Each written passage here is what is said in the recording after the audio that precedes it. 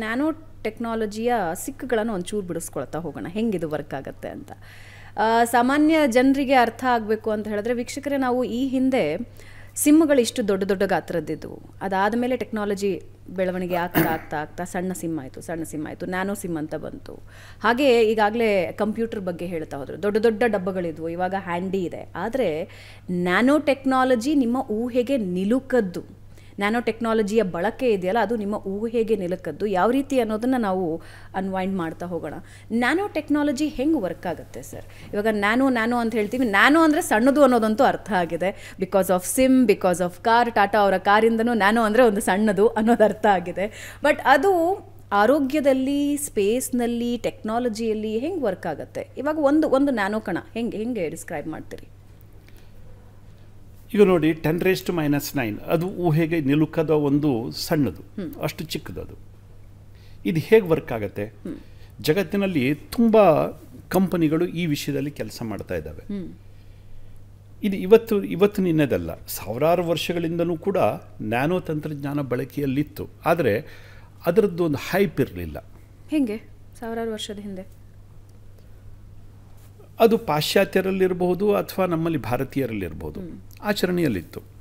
ಅನೇಕ ಇದರಲ್ಲಿ ನ್ಯಾನೋ ಪೇಂಟ್ಗಳನ್ನು ಮಾಡ್ತಾಯಿದ್ರು, ಗ್ಲಾಸ್ ಮ್ಯಾನುಫ್ಯಾಕ್ಚರಿಂಗ್ದಲ್ಲಿ ಬಳಸ್ತಾಯಿದ್ರು, ಔಷಧಿಯಲ್ಲಿ ಬಳಸ್ತಾಯಿದ್ರು, ಬಣ್ಣಗಳಲ್ಲಿ ಬಳಸ್ತಾಯಿದ್ರು. ಹೀಗೆ ಅನೇಕ ಕಡೆಗಳಲ್ಲಿ. ನಮ್ಮಲ್ಲಿ ಇವತ್ತು ಆಯುರ್ವೇದದಲ್ಲಿ ಭಸ್ಮಗಳು ಅಂತ ನಾವು ಕರಿತೀವಿ. ಸುವರ್ಣ ಭಸ್ಮ, ರಜತ ಭಸ್ಮ, ಲೋಹ ಭಸ್ಮ, ತಾಮ್ರ ಭಸ್ಮ, ಅಭ್ರಕ ಭಸ್ಮ, ಹೀಗೆ ಬೇರೆ ಬೇರೆ ಭಸ್ಮಗಳನ್ನು ಕರಿತೀವಿ. ಆಯುರ್ವೇದದಲ್ಲಿ ಅದನ್ನು ಬಳಸ್ತಾರೆ, ಇವತ್ತು ಕೂಡ ಬಳಸ್ತಾ ಇದ್ದಾರೆ. ಭಸ್ಮಗಳು ಅಂತಂದರೆ ಇವತ್ತು ಆಯುರ್ವೇದ ತಂತ್ರಜ್ಞರ ಹತ್ರ ಹೋಗಿ ಕೇಳಿದ್ರೆ ಅವ್ರು ಹೇಳ್ತಾರೆ ಅದು ಕೂಡ ನ್ಯಾನೋ ಅಂತ ಹೇಳ್ತಾರೆ. ಆದರೆ ಅವತ್ತಿನ ದಿವಸ ಹೌದಾಗಿರ್ಬೋದು, ಹೌದು ಕೂಡ. ಆದರೆ ಆ ಕ್ಯಾರೆಕ್ಟರೈಸೇಷನ್ ಟೆಕ್ನಾಲಜಿ ಅಷ್ಟು ಮೆಚ್ಯೂರ್ಡ್ ಆಗಿರಲಿಲ್ಲ ಅವತ್ತಿನ ದಿವಸ, ಸಾವಿರಾರು ವರ್ಷದ ಹಿಂದೆ. ಇವತ್ತು ನಾವು ನೋಡ್ತೀವಿ ಅದನ್ನು. ಹೌದು, ನ್ಯಾನೋ ಅಂತಂದರೆ ಯಾವ ಸೈಜಲ್ಲಿದೆ, ಯಾವ ಶೇಪ್ನಲ್ಲಿದೆ, ಎಷ್ಟಿದೆ, ಡೆನ್ಸಿಟಿ ಎಷ್ಟಿದೆ, ಅದು ಹೇಗೆ ವರ್ಕ್ ಆಗುತ್ತೆ, ಇದೆಲ್ಲದನ್ನು ಕೂಡ ಕ್ಯಾರೆಕ್ಟರೈಸೇಷನ್ ನಾವು ಮಾಡ್ತೀವಿ. ಈಗ ನ್ಯಾನೋ ಅಂದ ತಕ್ಷಣ ಒಂದು ವಸ್ತುವನ್ನು ಚಿಕ್ಕದು ಮಾಡ್ತಾ ನಾವು ನ್ಯಾನೋಕ್ಕೆ ಹೋದರೆ ಅಷ್ಟೇ ಅಲ್ಲ, ನ್ಯಾನೋದಲ್ಲಿ ತುಂಬ ಅದೊಂದು ವಿಸ್ತಾರವಾಗಿರ್ತಕ್ಕಂಥ ಜಗತ್ತು. ನಾವು ಏನು ನೋಡ್ತೀವೋ ಜಗತ್ತು ಹಾಗಿರುವುದಿಲ್ಲ ಅಲ್ಲಿ. ಈಗ ಉದಾಹರಣೆಗೆ ನಾವು ಕೈನಲ್ಲಿ ಬಂಗಾರ ಹಾಕಿರ್ತೀವಿ. ಇದೇ ಬಂಗಾರವನ್ನು ನಾವು ನ್ಯಾನೋ ಪಾರ್ಟಿಕಲ್ಗೆ ಕನ್ವರ್ಟ್ ಮಾಡಿದಾಗ ಅದರ nature entirely different, highly vibrant. ಅದು ಅದರ ಭೌತಿಕ ಒಂದು ಸ್ವರೂಪ, ಅದರ ರಾಸಾಯನಿಕ ಸ್ವರೂಪ, ಅದರ ಬೇರೆ ಅಪ್ಲಿಕೇಶನ್ಸ್, ಇದು ಎಲ್ಲದೂ ಕೂಡ ಡಿಫರೆಂಟ್ ಆಗುತ್ತೆ. ಈಗ ಕೇವಲ ಬಂಗಾರವನ್ನು ನಾವು ಆಭರಣಗಳಿಗೆ ಅಂತ ಬಳಸ್ತೀವಿ.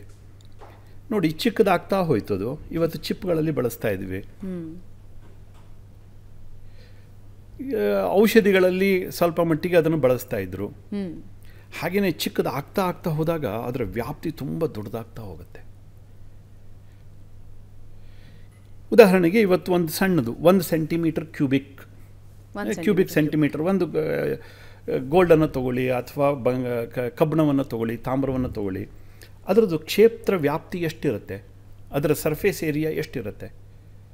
ಆದರೆ ಅದನ್ನು ಸ್ಪ್ಲಿಟ್ ಮಾಡ್ತಾ ನ್ಯಾನೋಕ್ಕೆ ಹೋದರೆ ನಿಮಗೆ ಒಂದು 8-10 ಗ್ರಾಮ್ಗಳಲ್ಲಿ ಬಂಗಾರದ 8-10 ಗ್ರಾಮ್ ಬಂಗಾರದಲ್ಲಿ ಒಂದು ಫುಟ್ಬಾಲ್ ಸ್ಟೇಡಿಯಂಗೆ ಹೊದಿಕೆಯನ್ನು ಹೊದಿಸ್ಬಿಡ್ಬೋದು. ಒಂದು ಫುಟ್ಬಾಲ್ ಸ್ಟೇಡಿಯಂಗೆ. ಅಂದರೆ ಸರ್ಫೇಸ್ ಏರಿಯಾ ಅವೈಲಬಿಲಿಟಿ. ನ್ಯಾನೋ ಅಂದರೆ ಸುಮ್ಮನೆ ಜನಸಾಮಾನ್ಯರ ಭಾಷೆಯಲ್ಲಿ ನಾನು ಹೇಳ್ತೀನಿ, ನ್ಯಾನೋ ಅಂತಂದ್ರೆ ಎಷ್ಟು ದೊಡ್ಡದು?